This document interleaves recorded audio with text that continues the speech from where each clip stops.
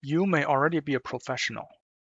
You may show up every day, meet deadlines, manage people, solve difficult problems, and earn a respectable salary. And you may still be an amateur in the one part of life that matters most to you. That is the uncomfortable idea at the center of Stephen Pressfield's Turning Pro. Sometimes the greatest obstacle to your real work is not laziness or failure. It is the successful life you built to avoid it. Think about how easily an entire day can disappear. You check one message, you open one news story, you watch a short video, then another. You research a project you never begin. You refine a plan you never execute. You tell yourself you're preparing. By evening, you have been active for 12 hours, but the work that mattered is still untouched. The next morning, you promise yourself that tomorrow will be different. This is not an unusual personal failure. Modern life is designed around interruption. Your phone offers an endless supply of stimulation, comparison, outrage, and approval.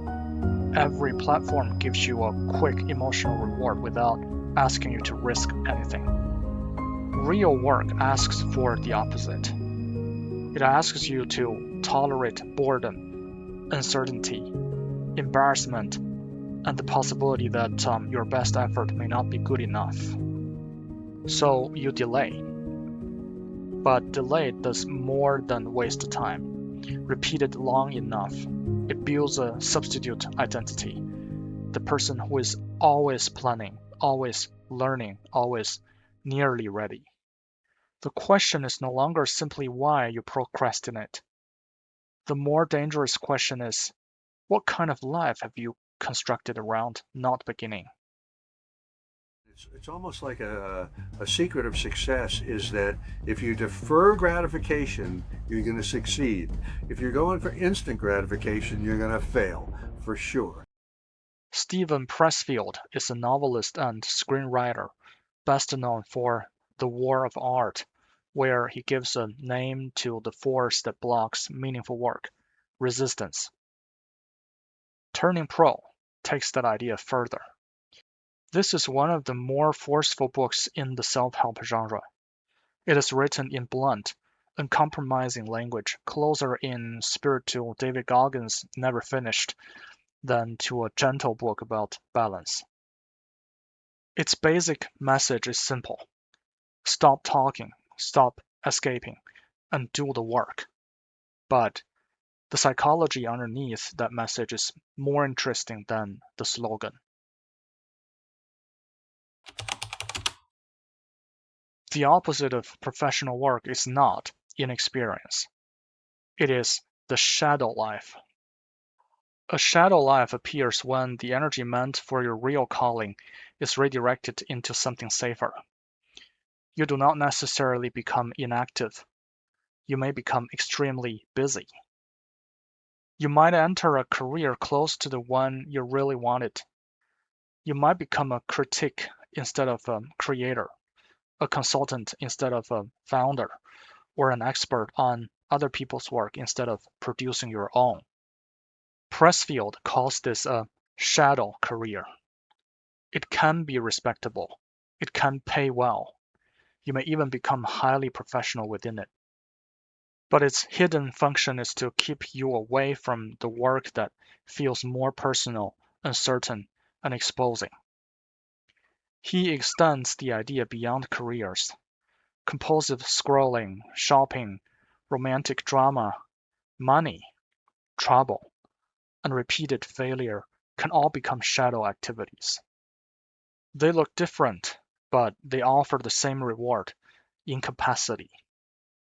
Once you are overstimulated, heartbroken, exhausted, surrounded by conflict, or trapped in another crisis, you have a convincing explanation for why you cannot begin.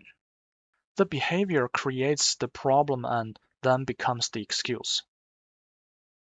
Pressfield makes a particularly provocative comparison between the addict and the artist. Both are responding to the same discomfort, the pain, fear, and incompleteness of being human. The addict tries to escape or anesthetize that pain. The artist tries to transform it through labor. One creates drama around the self. The other turns private struggle into something that can exist outside the self. A book, a company, a performance, a service, or a solution. Here is the pattern interrupt. What if your most persistent distraction is not random? What if it is a distorted version of your real ambition? Someone obsessed with entrepreneurs may want to build something. Someone endlessly consuming practical commentary may want to write, organize, or participate. Someone addicted to chaotic relationships may be placing creative energy into drama because real creation feels more dangerous.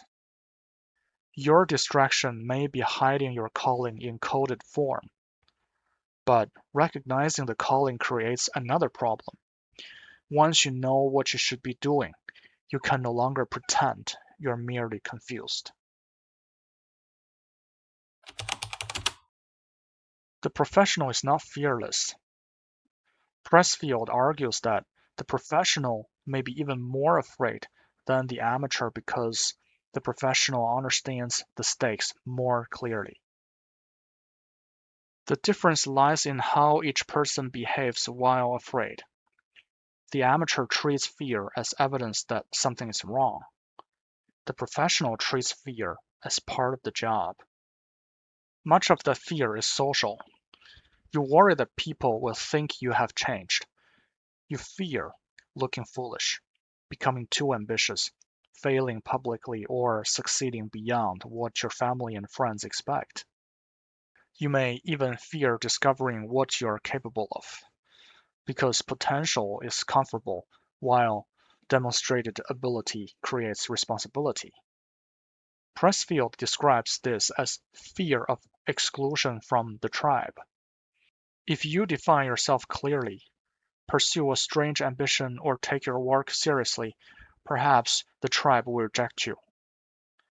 But then he delivers one of the book's harshest reversals. The tribe does not care nearly as much as you imagine. Most people are too absorbed in their own fears to spend much time analyzing yours. The audience in your head is made up of individuals who are themselves worried about being judged. That does not make the work less frightening. It removes one of the stories you used to avoid it. And this is where the book becomes less comforting. Self-awareness is not automatically liberating. Once you see clearly how you're hiding, awareness begins to demand action. You can rebuild the excuse, or you can turn around and face the work. But what does that decision actually look like? Usually nothing like the dramatic transformation people imagine.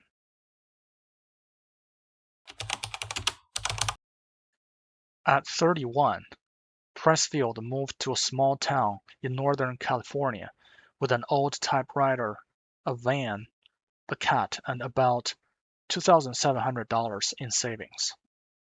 Every Monday, he withdrew $25 and made it last for the week.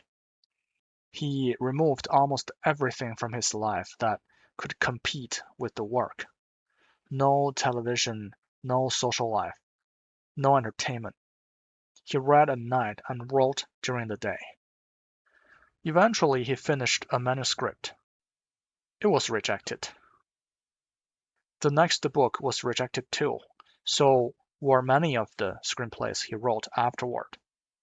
Judged by publication, money, or recognition, this period was a failure. Pressfield regards it as the period when he became a professional. Why? Because he finished something. He stayed with the work long enough to prove that he could continue without applause, payment, or evidence that success was coming. That distinction changes how achievement should be measured. The amateur asks whether today's work was brilliant. The professional asks whether the work was done. Pressfield tells another story from a period when he was driving a taxi in New York and avoiding writing. One night, he forced himself to sit at his typewriter for 2 hours. The pages were terrible. He threw them away. Then he went into the kitchen and washed 10 days of dirty dishes. As he washed them, he noticed that he was whistling. Nothing visible had improved. He was not published. He had not created anything valuable. But he had stopped running. That may be the real threshold. Not the moment your work becomes good, but the moment you stop demanding that it be good before you allow yourself to begin. The breakthrough is almost disappointingly ordinary, and that ordinariness leads to the book's most useful idea. Professional life is built less on dramatic effort than on repeatable habits.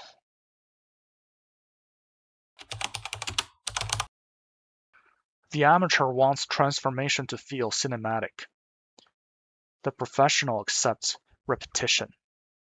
Pressfield's professional shows up every day, stays for the required period, learns technique, prepares properly, asks for help, and remains committed over the long term.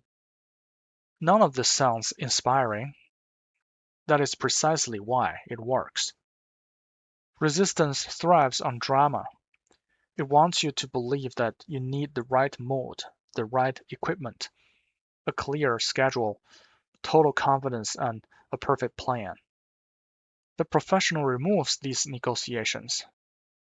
The work happens at a set time, in a set place, under rules that are not redesigned each morning. Inspiration is no longer a prerequisite. It becomes something that may arrive after work has begun. Pressfield puts it bluntly: the amateur broadcasts, the professional works. But discipline should not be confused with self-destruction. One of the most revealing stories in the book concerns a trainer working with thoroughbred horses. Pressfield expected a brutal training session.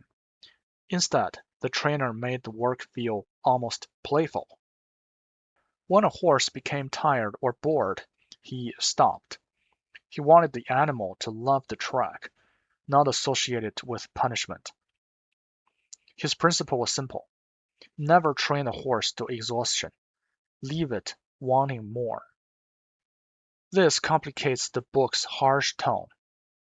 Professionalism is not cruelty toward yourself. The purpose of discipline is continuity. If today's heroic effort destroys your ability to return tomorrow, it may be another form of amateur drama. Imagine judging a 20-year career by one bad Tuesday. It would be absurd. Yet, many people judge their entire identity by one unproductive day. The professional works on a longer timeline. One bad day is small. 10 bad days can still be survived. On difficult days, you take the short gain rather than abandoning the game. The goal is not to defeat yourself every morning. It is to build a practice that makes daily defeat unnecessary. But routine alone is not the final destination. Pressfield argues that something larger can emerge from all this ordinary repetition.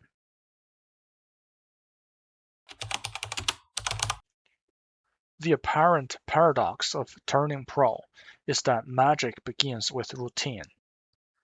The monk reaches spiritual depth by sitting still. The musician reaches flow through scales. The writer reaches inspiration through sentences that may initially be dull. Pressfield describes professional work as a practice, a repeated act of commitment intended not only to improve skill, but to change the person performing it. The reward is therefore not limited to money, recognition, or success. Those are external rewards, and they may never arrive. The second reward is psychological, the knowledge that you're no longer betraying the work. This does not mean results are irrelevant. A professional still judges quality, improves technique, and may even destroy work that falls below the required standard. But success and failure no longer define the whole self. Work becomes something you serve rather than something you use to prove your worth.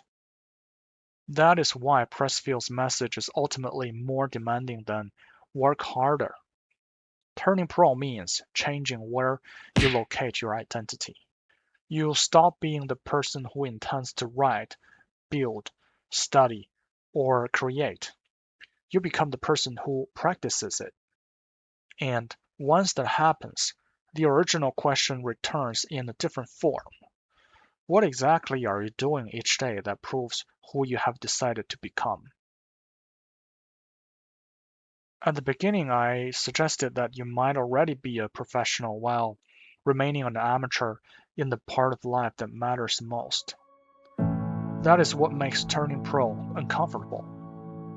The amateur life is not always chaotic, irresponsible, or visibly broken.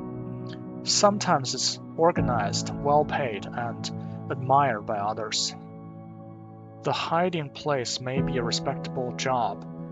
It may be constant preparation. It may be a dramatic personal life. It may be your obsession with people who are already doing what you refuse to begin. Pressfield's diagnosis is severe and sometimes too severe.